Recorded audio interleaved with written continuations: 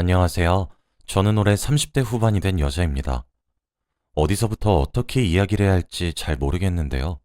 자랑스러운 이야기도 아니어서 어디에 말도 못하고 혼자 끙끙 앓고 있었는데 제 마음속에만 두기에는 속이 타들어가는 것 같아서 이렇게 사연을 보내봅니다.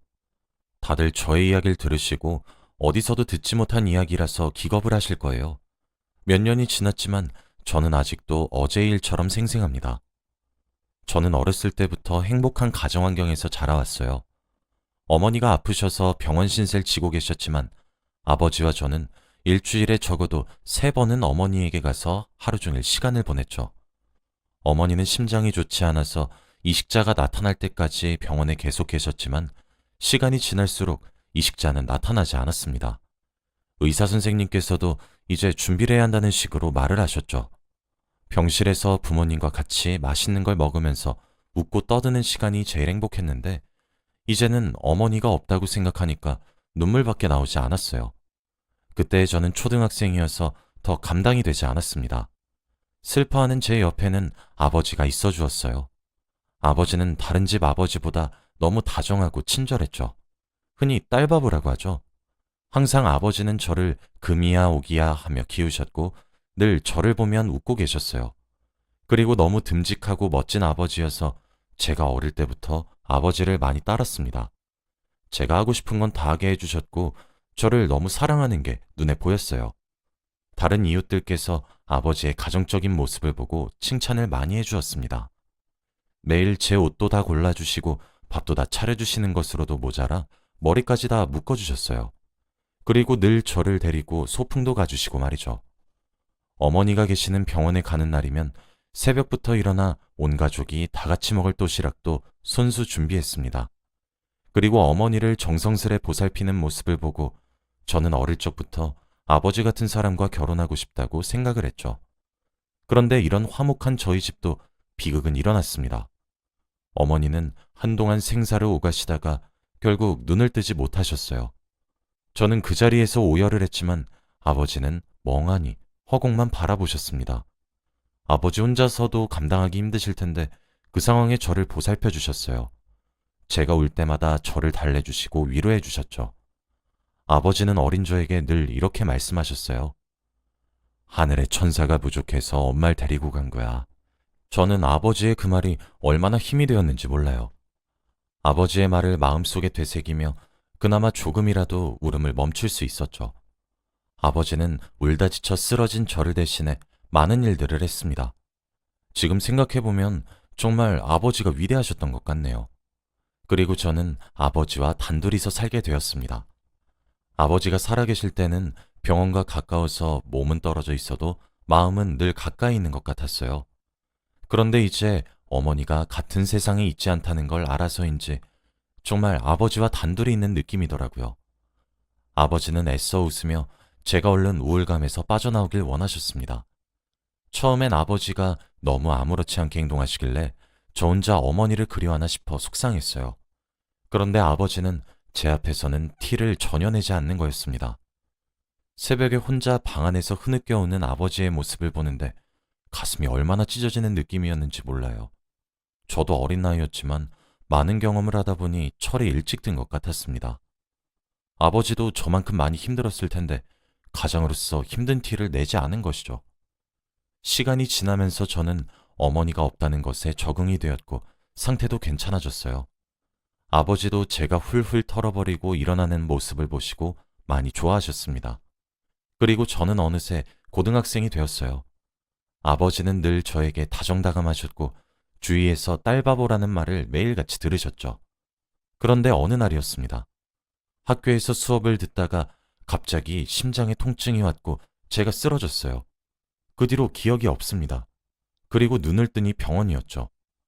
저는 갑작스레 일어난 상황에 너무 당황스러웠습니다. 아버지는 제 손을 잡고 눈이 충혈이 될 때까지 울고 계셨죠. 그런데 담당 의사 선생님께서는 저에게 충격적인 말씀을 하셨습니다. 바로 제가 심장이 좋지 않다는 거였어요. 심장병이 유전이 되는 건 드문데 제가 그 흔하지 않은 상황 중 하나였죠. 저는 어머니의 심장병이 유전이 되어 심장 이식을 받아야 한다고 했습니다. 한순간에 일어난 상황에 머리가 새하얘졌고 눈물만 나왔어요.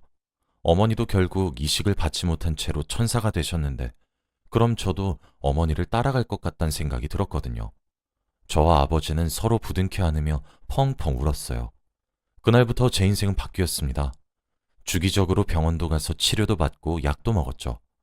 그리고 저에게 심장을 이식해줄 사람을 간절히 기다렸습니다. 그런데 이렇게 제 삶이 바뀌고 병원에도 자주 들락날락 거리다 보니 병원비가 만만치 않았어요. 아버지의 월급으로는 부족했죠. 결국 아버지는 퇴근을 하고 저녁에도 일을 하셨습니다. 저 때문에 이런 고생을 하고 있는 아버지를 보면서 얼마나 죄송스러웠는지 몰라요. 아버지는 저한테 괜찮다며 웃으셨지만 왠지 모르게 그 미소 안에는 힘듦과 지침이 다 표현되더라고요. 제가 조금이라도 도와드리고 싶은데 자칫하다가 또 심정지가 와서 쓰러지면 역효과가 나니 선뜻 움직이지도 못하겠더군요. 그리고 저는 성인이 되었습니다. 어른이 되어서 학교도 다니고 다양한 행사도 참여했어요. 술은 못 먹었지만 새로운 친구들을 사귀니 확실히 재밌긴 하더라고요. 그리고 집안에 조금이라도 보탬이 되기 위해 아르바이트도 시작했습니다. 저는 거기서 제 남편을 만나게 됐어요. 저와 남편은 정말 운명적으로 만났고 연애라는 동안에도 너무 잘 맞았어요. 남편은 제가 심장이 좋지 않다는 걸 알았지만 그런 저를 사랑해준 남자입니다. 그리고 저희는 몇 년 동안이나 연애를 하면서 이제 안정적인 직업을 가진 직장인이 되었죠. 남편이 저와 결혼을 한다고 하니 아버지의 반대가 심했습니다. 처음엔 제가 심장이 좋지 않은데 남편이 저와 결혼을 한다고 하니까 아버지가 제 남편을 많이 의심했어요. 그런데 남편이 자신이 믿음직스럽게 보이기 위해 더 열심히 노력을 했고 저를 너무 사랑한다는 걸 아버지께 보여주면서 아버지는 남편을 점점 좋아하셨습니다. 남편을 벌써부터 우리 사위라고 부르며 저보다 사위를 더 좋아하시는 아버지의 모습을 보고 제가 다 기분이 좋더라고요. 저와 남편의 결혼은 속전속결로 이루어졌고 저희는 정식 부부가 되었습니다. 저희 남편도 아버지와 비슷하게 다정다감한 성격이에요. 늘 저를 잘 챙겨주고 따뜻한 사람입니다. 제 심장을 누구보다 신경 써주고 늘 저와 같이 병원도 가주는 사람이죠. 그래서 그런지 제가 남편한테 많이 의지합니다. 저희 아버지도 제 남편이 저를 잘 챙겨주는 걸 아셔서 사위를 많이 아끼세요. 지인분한테 홍삼이나 전복 같은 걸 받아오면 무조건 사위한테 주었고 사위 많이 먹으라고 했죠. 아버지와 제 남편은 둘이서 여행도 자주 다니고 데이트도 하면서 시간을 보냈어요. 제가 사랑하는 두 사람이 친하게 지내니까 보기 너무 좋았습니다. 그런데 저는 심장이 나아지지 않았어요. 약을 먹고 병원에서 치료를 계속 받아도 심정지는 계속 왔습니다. 시간이 지날수록 심장지가 오는 주기가 짧아졌고 저는 점점 두려움에 떨었죠. 조금이라도 남편이나 아버지가 제 옆에 없으면 겁이 났습니다. 혼자서 집에 쓰러지면 아무도 신고를 못 해주니 말이죠. 그런데 어느 날이었습니다. 저는 집에 혼자 있었는데 갑자기 전화가 오더라고요. 아버지와 남편은 둘이서 잠시 외출을 했었거든요. 저는 아무 생각 없이 그 전화를 받았는데 저에게 전화를 건 사람은 바로 경찰이었어요. 그런데 경찰은 저에게 충격적인 말을 하며 경찰서로 당장 오라고 했습니다. 처음 받아보는 경찰의 전화에 심장이 미친 듯이 뛰었고 숨이 잘 쉬어지지 않았어요. 금방이라도 쓰러질 것 같은 기분이 들었는데 저는 심장을 부여잡고 경찰서로 달려갔습니다. 그런데 거기서 아버지는 조사를 받고 계셨어요. 자초지종을 들어보니 아버지가 운전을 하시다 교통사고가 났는데 사람이 심하게 다쳤다고 합니다. 응급실로 급하게 가긴 했지만 결국 그 피해자분이 목숨을 잃으셨다고 해요. 그래서 아버지는 한순간에 범죄자가 되셨고 감옥에 가시게 되셨습니다. 아버지는 저를 쳐다보지도 못하시고 고개를 떨군 채 조사를 받으셨고 조사가 끝난 후 경찰들에게 연행이 되었죠. 저는 울부짖으며 아버지를 부르는데 아버지는 저를 한 번도 쳐다보지 않으셨어요. 그리고 남편이 저를 막았습니다. 저는 목소리가 터져라 울었죠. 한순간에 일어난 일이라 너무 무서웠고 그 자리에서 남편을 안으며 펑펑 울었어요. 그리고 남편은 저에게 할 말이 있다며 저를 불렀고 그곳에서 엄청나게 충격적인 이야기를 들었습니다. 사실 운전 내가 했어. 남편이 하는 말을 듣고 머릿속이 새하얘졌어요. 그런데 왜 아버지가 운전을 했다고 거짓말을 하냐고 물었더니 남편이 하는 말은 충격이었습니다. 아버지와 남편은 집으로 돌아가는 길이었고 운전은 남편이 하고 조수석에는 아버지가 타고 있었대요. 밤길이라 어두워 잘 보이지 않았는데 아버지와 웃고 떠들며 이야기를 하다가 순간 사고가 났다고 합니다. 그런데 차에 내려 확인을 해보니 사람이었다고 해요. 남편은 너무 무서워서 손을 벌벌 떨며 주저앉아 울고 있었다고 합니다. 남편은 감옥에 가는 게 무섭다며 아버지께 울면서 말을 했다고 해요. 그런데 그 순간 아버지가 제 남편의 손을 잡으셨대요. 그러고 아버지가 말씀을 하셨다고 합니다. 내 딸 옆에는 자네가 필요하네. 이제 내가 아니라 자네가 우리 딸 아빠 역할을 해주게나. 나는 이제 우리 딸이 행복하기만 하면 되네. 내 인생이 어떻게 되든 상관없어. 내가 운전했다고 할 테니 우리 딸만 잘 지켜주게나. 내 부탁은 그거 하나뿐일세. 이 말을 하셨고 남편이 안 된다고 자신이 자수하겠다며 아버지를 말렸지만 아버지는 자신과 저를 위해서는 이게 현명한 방법이라고 하셨어요. 그리고 아버지는 마지막으로 남편에게 이 말을 하셨다고 합니다. 우리 딸 눈에서 눈물 나오게 하는 순간 내가 자네한테 어떻게 할지 몰라. 내가 자네 대신에 감옥까지 가는 정도면 내가 자네 얼마나 믿는지 알지? 우리 딸 정말 잘 부탁하네. 내 전부야, 그 아이는. 그 뒤로 바로 경찰이 와서 아버지가 운전을 했다고 거짓 증언을 했다고 합니다. 결국 아버지는 누명을 쓰고 교도소로 들어가셨어요. 저는 남편의 말을 듣고 더 오열했습니다. 아버지는 제 옆에 자신보다 남편이 있는 게 더 낫다고 생각하시고 제 남편 대신 감옥에 들어가신 거였어요. 저는 아버지가 하라는 대로 한 남편도 너무 미웠고 멋대로 결정하신 아버지도 미웠습니다. 남편은 저한테 미안하다며 아버지의 목까지 옆에 있어주겠다고 했지만 그 말이 힘이 되겠나요? 아버지가 왜 그런 무모한 짓을 벌이셨는지 이해가 되지 않았습니다. 그 뒤로 저는 아버지가 너무 마음이 아파서 하루 종일 울었어요. 그리고 그 피해자 유가족분들을 뵈려고 했는데 간호사 선생님께서 가족이 없다고 했어요. 하나 있는 형은 해외에 있는데 연락이 닿지 않는다고 했죠. 저는 피해자분께 너무 죄송스러웠고 어떻게 해야 할지 모르겠더라고요. 변호사를 통해서 법대로 다 진행했지만 보호자가 나타나지 않으니 막막했습니다. 그리고 상황이 정리되고 저와 남편은 집으로 돌아왔죠. 주기적으로 아버지의 면회도 가면서 지냈습니다. 그리고 남편도 늘 아버지한테 죄송스러워하고 감사했죠. 저는 아버지가 교도소에 계셔도 병원에 주기적으로 가서 심장치료도 받았습니다. 매일 목이 빠져라 저에게 심장을 이식해줄 사람을 찾고 있었지만 도저히 마음대로 되지 않더라고요. 초반에는 남편도 저와 같이 간절하게 바랬고 같이 병원도 자주 가서 든든했습니다. 처음에는 저희 아버지를 감옥에 보낸 게 오로지 남편 탓 같아서 남편이 너무 미웠지만 정말 아버지가 바라시던 대로 저에게 너무 잘해주었어요. 아버지의 마지막 부탁을 어기지 않아 주어서 다행이라고 생각했죠. 그런데 이 행복은 오래가지 않았습니다. 초반엔 정말 금슬이 좋은 부부였고 다른 집사람들도 저희 부부를 보고 칭찬을 아끼지 않았어요. 남편이 아내에게 너무 잘한다며 말이죠. 그런데 역시 시간이 지나니 이런 남편도 변하더라고요. 저와 늘 같이 병원에 가서 저를 도와주던 남편은 어느 순간부터 병원에 같이 가지 않았습니다. 처음에는 한 번씩 병원에 같이 못 가주겠다며 혼자 가라고 하더니 나중엔 아예 안 가주겠다고 하더라고요. 왜 갑자기 그러냐고 물어도 묵묵부답이었습니다. 그런데 여기서 끝이 아니었어요. 제 허락도 없이 시어머니와 시누이를 마음대로 저희 신혼집에서 재우는 것으로 모자라 제 돈과 물건들도 함부로 주었죠. 아버지의 돈까지 말입니다. 그건 아버지가 제 병원비를 위해 교도소에 들어가기 전날까지 악착같이 일을 하시며 번 돈이었어요. 저도 아까워서 함부로 쓰지 못하는 돈을 남편은 흥청망청 쓰고 다녔습니다. 마치 자기 돈인 것 마냥 말이죠. 그런데 더 충격을 받은 사건은 따로 있었어요. 바로 남편에게 다른 여자가 생긴 것이었습니다. 제 돈과 제 아버지 돈까지 자기 돈인 것처럼 써대니 온몸이 명품이었어요. 그런데 이렇게 돈을 쓰니 어린 여자애들이 달라붙었나 봐요. 남편이 그 친구들한테 술도 사주고 명품도 몇 개 사주니 결국 그중 한 명과 만나고 있었습니다. 저와 아버지 돈인데 그걸 자기 돈인 척을 하는 게 얼마나 꼴사나웠는지 모릅니다. 제가 아무리 화를 내고 달래도 달라지는 게 있을까요? 그저 저는 잔소리하는 사람일 뿐이었죠.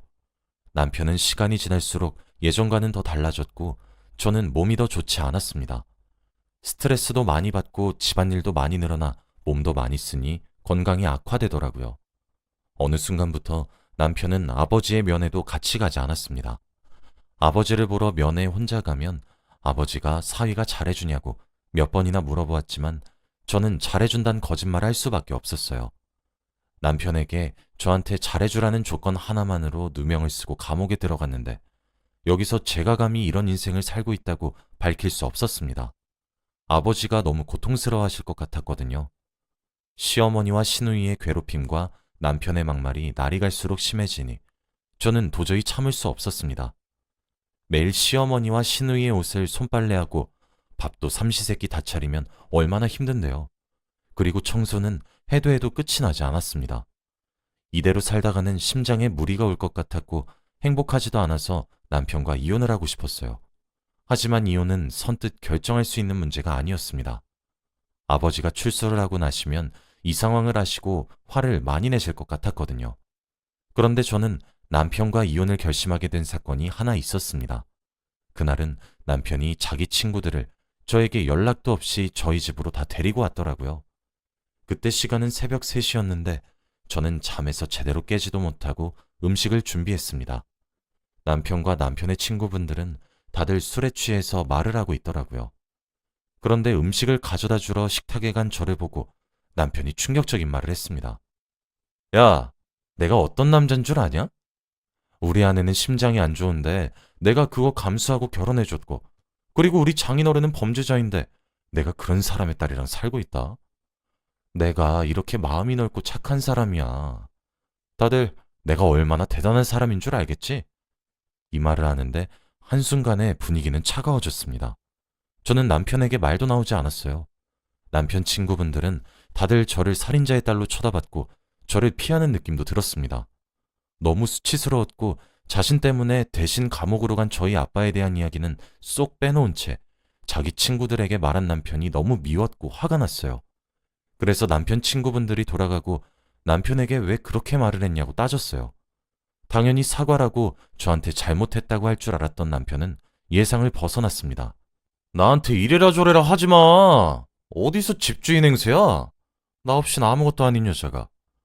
내가 그러면 그런 거야. 그리고 막말로 당신 아버지가 바보 같은 짓 한 거 아니야? 날 얼마나 봤다고 날 믿고 너를 맡겨? 난 너 같은 여자랑 도저히 같이 못 살겠는데 당신 아버지에 대한 죄책감 때문에 살아주는 거야. 그러니까 잔말 말고 조용히 있어. 저는 그 순간 뒤통수를 한 대 맞은 기분이 들었습니다. 너무나도 믿었던 사람한테 그런 독한 말을 듣는데 가슴이 찢어지는 듯한 느낌이 들더라고요. 그리고 저는 이제 이 사람과 저의 관계는 되돌릴 수 없다는 생각이 들었습니다. 그래서 이혼을 생각하게 되었죠. 정말 오랫동안 고민을 했고 남편에게 이혼을 하자고 말을 하면 내심 남편이 저를 붙잡아 주길 바랬어요. 그런데 제 예상과 전혀 다르게 흘러갔습니다. 저는 남편이 당연히 거부를 할 줄 알고 말을 한 건데 남편은 제 말을 바로 승낙을 했습니다. 이혼? 잘 됐네. 안 그래도 아버님한테 죄책감 들었는데 너랑 이혼하면 남남되니까 죄책감 안 느껴도 되지? 이런 말도 안 되는 소리를 해댔습니다. 남편은 결혼 초반에 제가 알던 사람이 아니었어요. 여자라고는 하나도 모르고 평생 놀아본 적도 없는 순수한 사람이었는데 어느 순간부터 사람이 유흥에 빠지기 시작하더니 헤어나오지 못하더라고요. 저는 제가 알던 모습과 전혀 달라진 남편과 더 살 수 없었고 저를 위해서라도 헤어지는 게 맞다고 생각했어요. 남편과 속전속결로 이혼을 하고 혼자 지내게 되었습니다. 그동안 아버지가 출소를 하면 같이 살 집을 마련한다고 일도 열심히 하며 돈을 벌었어요. 병원비도 스스로 벌고 생활비도 마련해야 해서 쉬는 날 없이 일만 했습니다. 당연히 사람을 사귀거나 저를 위한 시간은 전혀 없었죠. 주기적으로 아버지를 찾아뵈면서 얼른 둘이서 같이 살 생각만 하고 있었습니다. 아버지는 면회에 오지 않는 사이를 보고 어느 정도 눈치를 채신 것 같았어요. 아버지는 저와 남편이 이혼을 한 걸 이미 다 알고 계신 눈치였지만 저에게 한 번도 물어보지 않았습니다. 사위는 어딨는지, 사위는 뭐하고 사는지 등등 전 남편에 대한 질문을 전혀 하지 않았죠. 그렇게 몇 달이 흐르고 아버지는 출소를 하시게 되었습니다. 저는 출소날 교도소 앞에서 두부를 들고 아버지를 기다렸죠. 바깥에서 처음 본 아버지는 정말 신기했습니다. 그리고 아버지는 두부를 드시며 펑펑 우셨어요. 그러면서 저를 꼭 안아주셨고 저에게 이제 걱정하지 말라고 했습니다. 자신이 다 처리하겠다며 말이죠. 저는 아버지가 무슨 말을 하시는지 이해가 되진 않았지만 아버지를 믿었습니다. 그리고 저와 아버지는 다시 한 집에서 살게 되었죠. 정말 오랜만에 같이 밥도 먹고 산책도 하며 사니 되게 신기하더라고요. 저한테 하나뿐인 가족이 돌아오니 삶의 낙을 찾은 듯한 느낌이었어요. 아버지가 돌아오셔도 평소처럼 일도 열심히 하고 힘들게 살았어요. 아버지는 나이가 있으시니 집에서 하루 종일 계셨죠. 그런데 어느 날이었습니다. 퇴근을 하고 집으로 돌아왔는데 저희 집에 낯선 남자가 한 명 앉아 있더라고요. 아버지와 중요한 이야기를 나누는 것 같았고 저는 그분께 인사를 했습니다. 그런데 아버지는 잠시 옆에 앉아서 이 서류들을 보라고 하셨어요. 저는 영문도 모른 채 앉아 두 사람 사이에 놓여 있는 서류들을 다 읽어보았죠. 그런데 그 서류들의 정체는 정말 충격적이었습니다. 바로 몇 년 전 남편이 교통사고를 낸 증거들이었거든요.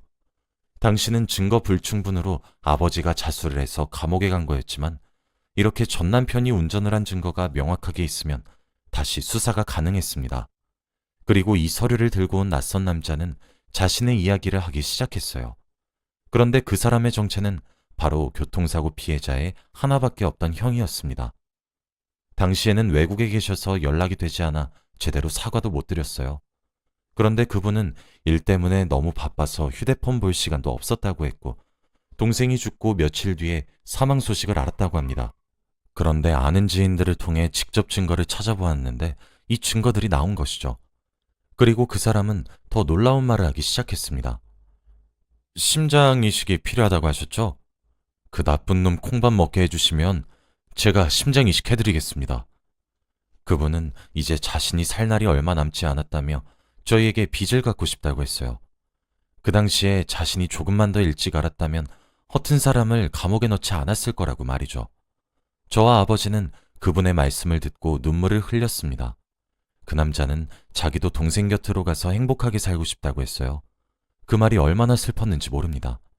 다 같이 눈물바다가 되었고 저희는 재수사를 요청했죠. 빼도 박도 못한 증거에 경찰들과 전 남편의 가족들은 할 말을 잃었습니다. 증거는 그 근처에 있던 차량의 블랙박스였는데 너무 선명하게 전 남편이 운전대를 잡고 있는 모습이 찍혔어요.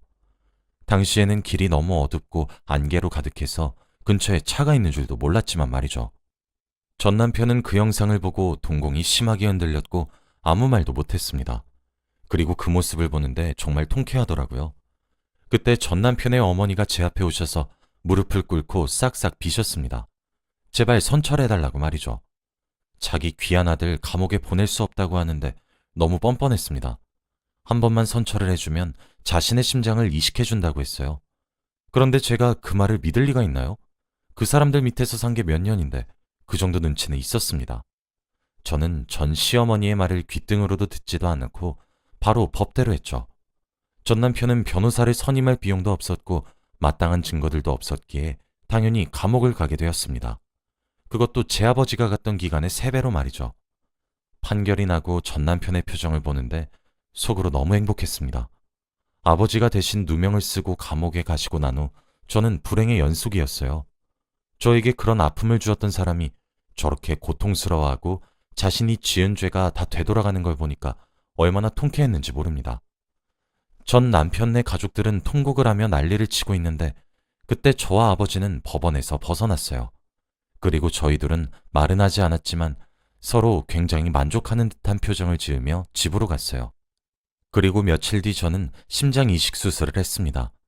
그분은 몸이 편찮으신데 세상을 떠나기 전 누군가에게 도움이 되는 일을 하고 싶어서 선택을 했다고 해요. 다행히도 수술은 성공적이었고 그분도 눈을 뜨셨습니다. 하지만 그분은 원래부터 시한부 인생을 살아오셨던 분이라 심장 수술과는 별개로 다른 부분이 좋지 못해 얼마 후 세상을 뜨셨습니다. 저와 아버지는 아직까지도 그분을 저희 집의 은인이라고 생각해요. 그분이 없으셨으면 저희는 아마 아직까지도 전 남편한테 복수도 못하고 살았을 거예요. 그리고 제 심장도 이식을 못했겠죠. 그분이 하늘나라로 가서 동생분과 행복했으면 좋겠습니다. 늘 원하시던 그런 삶을 사시길 바랬죠. 그리고 저와 아버지는 다시 일상으로 돌아왔어요. 제가 수술을 하고 나서 병원에 갈 일도 많이 줄고 건강해져서 다양한 일도 할 수 있게 되니 돈 걱정할 일이 없더라고요. 생애 처음으로 여유란 것이 생겼습니다. 아버지와 단둘이서 사는 것만으로도 얼마나 행복한지 몰라요. 아버지가 평생 제 옆에 있어주면 좋겠습니다. 다들 저희 이야기를 들어주셔서 감사해요. 혹시 불행하시거나 삶이 힘드신 분이 있으시다면 저희 이야기가 조금 힘이 되었으면 좋겠어요. 저도 너무 힘들었지만 꾹 참고 견디니 결국은 이렇게 되더라고요. 여러분은 꼭 행복하세요.